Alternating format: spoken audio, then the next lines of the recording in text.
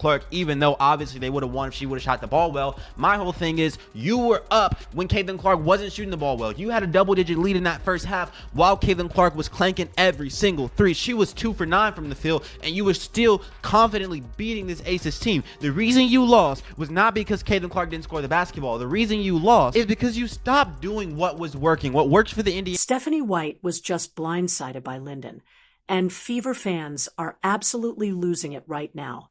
Indiana's front office drama has hit an entirely new level of chaos, and this could completely reshape Caitlin Clark's future. What's happening here is way bigger than most people realize. So what do you make of it? The full story behind the scenes is wild. The front office turmoil is now influencing how coaches use their biggest stars. So here we are again, and your boys got to break down this complete circus unfolding in Indianapolis. Lin Dunn just went off on social media, and let me tell you, when the front office and coaches start getting called out by executives, you know the ship's taking on water in public. But before we dive deeper into this mess, let's be real about what's been going on with the Fever. Everyone thought they'd be title contenders this season after adding all that veteran experience. The Fever brought in players with deep playoff runs: Sophie, Natasha Howard, Dana Bonner, Cunningham, and Colson Sydney. It all looked perfect on paper, didn't it? But in reality, this team's been less reliable than a 2003 dial-up internet connection. Is what we have to do as a staff to get her better looks, like higher quality looks. Every game plan is going to be to make her score inside the three-point line, right? And the different ways that they're going to do that: physicality, coverage, showing bodies, all the different things. And we have to do a better job of getting her higher quality looks. I'm not worried about Caitlin. Here's the thing: the real issue isn't just about wins and losses. It's about how they're using Caitlin Clark. And honestly, it's getting ridiculous. You've got the most electric offensive player in the league, someone who single-handedly changed the entire landscape of women's basketball. And what does Stephanie White do? She takes the ball out of her hands and runs the same lifeless motion offense. It's so slow, so predictable, that watching it feels like waiting for paint to dry. Big fan of what she's already been able to accomplish in the spotlight, tremendous spotlight. And I also think that she's going to adjust to the pros better than people think she is. Everybody wondered if Aaliyah Boston would, and look what she did. Aaliyah had good strength when she came in. She came from an outstanding program. She was smart. She was great work ethic, and Clark has all of that too. When you watch Clark, you think, how does she hit those threes from the logo? How does she make those great passes? She's physically strong. She's got great strength in her legs, in her core, and in her hands. And so I'm expecting her to have an impact on the. Let's talk about this. Motion offense. It's basically a setup where everyone just stands still, passing the ball back and forth, hoping someone finally gets open. It's the kind of offense your nephew's middle school team runs when they don't know what else to do. But here's the problem.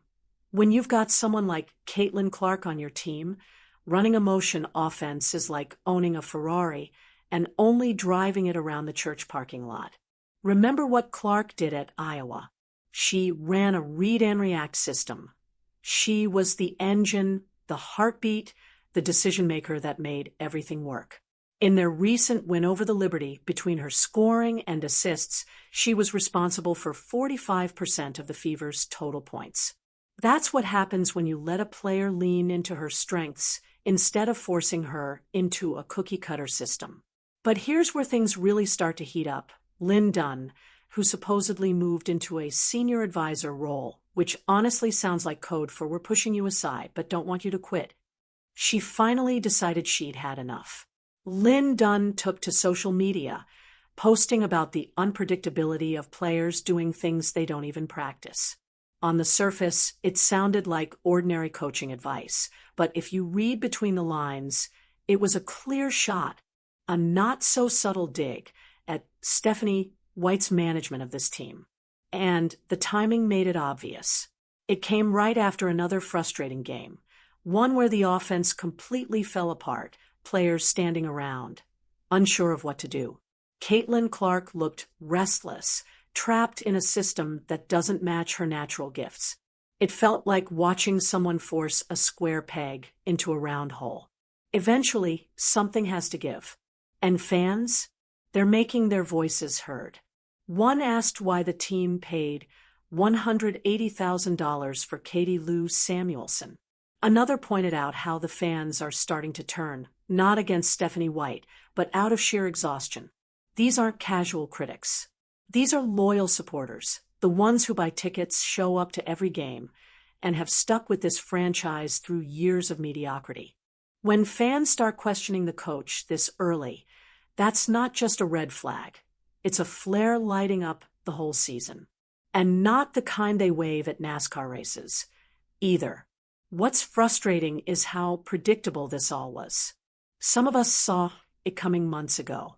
We warned that drafting Caitlin Clark only to shove her into a rigid motion offense would be a disaster waiting to happen. We said you can't take the most creative and explosive playmaker in basketball and turn her into just another gear in the system.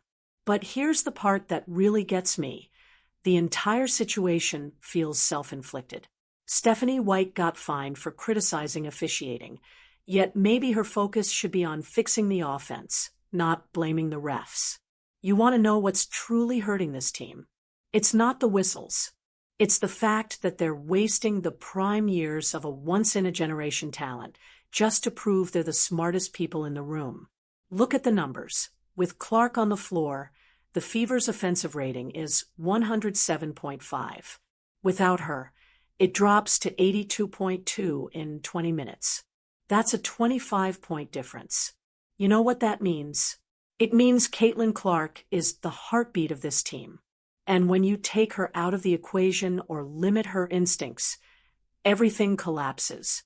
The motion offense is supposed to create movement and rhythm, but instead, it breeds confusion and missed opportunities, especially when you've got someone who sees the floor in ways others simply can't. Would you ever take Steph Curry and tell him he can only shoot from the free throw line? That's exactly what it feels like they've done with Caitlin Clark, stripping the ball from her hands and forcing her into a philosophy that dulls her brilliance. This isn't some rookie who needs to learn the ropes.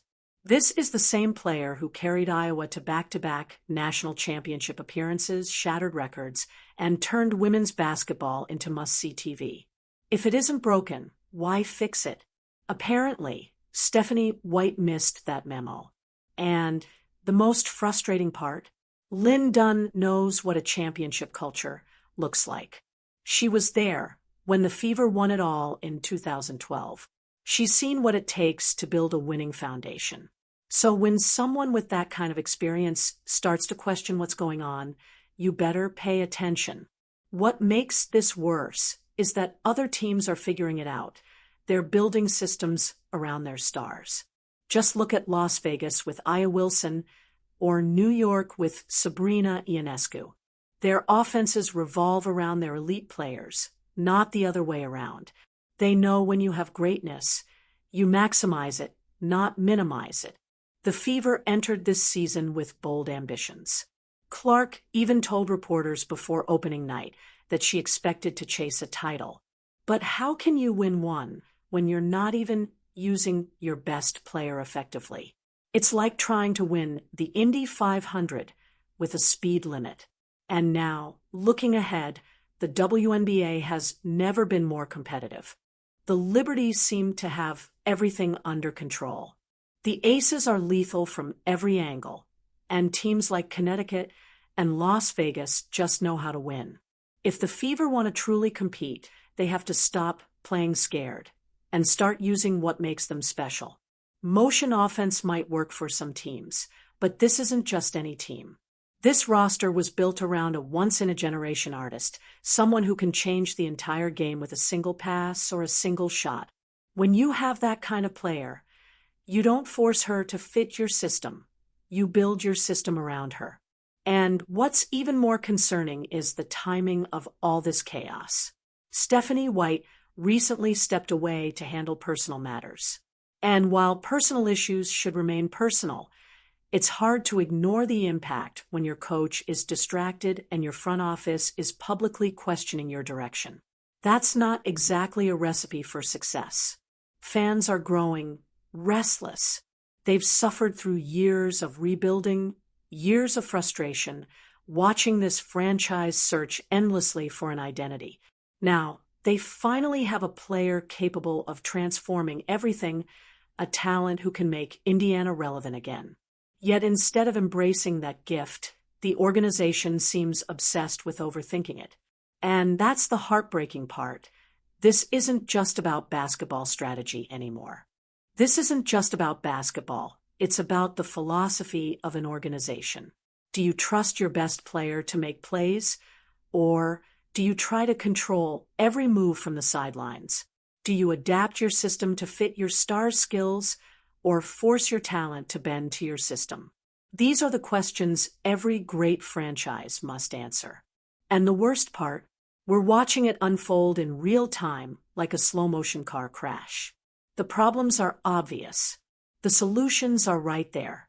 Yet somehow, those in charge seem determined to make it harder than it needs to be. Lin Dunn's post might look small, just a few words online, but it represents something much deeper. It's a crack in the foundation, a sign of confusion in leadership, and a clear divide over how to use the most important player in franchise history. And now comes the twist, the Connecticut Sun connection. Remember, Stephanie White came from there, where she ran the same motion offense that's drawing so much criticism now. It worked for the Sun, sure, but that team was built differently. They didn't have a Caitlin Clark, someone who can orchestrate an offense and elevate everyone around her. Yet when White arrived in Indiana, she tried to copy and paste that same system, ignoring the fact that she now has the most dynamic point guard in the league. It's like a chef trying to make basic pasta with Wagyu beef. You're wasting premium ingredients by treating them like something ordinary. The motion offense might preach equality, but in this case, it's dimming the light of a generational star. Giving role players a chance sounds fair, even noble, but basketball isn't a democracy. It's merit-based. When you've got someone who's clearly the best player on the floor, someone who can create shots for herself and others that no one else can, you give her the ball and get out of the way. Look at Clark's years at Iowa. Lisa Blutter's read and react offense was perfect for her. It let her use her basketball IQ, her vision, her split-second instincts that most players simply don't have. She averaged over 8 assists a game while still putting up 28 points, all because the system amplified her strengths instead of hiding them. But now, in this motion offense, Clark is being asked to blend in, to move the ball, set screens, wait her turn for the system to create shots for her, instead of creating for everyone else. It's backward, inefficient, and honestly, it's painful to watch. That's why Lin Dunn had to speak up, because this affects everything. This is supposed to be Clark's second-year leap, the season she evolves from Rookie of the Year to MVP contender. Instead, she's stuck trying to master a system that doesn't fit her gifts, frustrated by her own limitations inside it. The numbers don't lie. When Clark runs the offense, when the ball stays in her hands, the Fever come alive.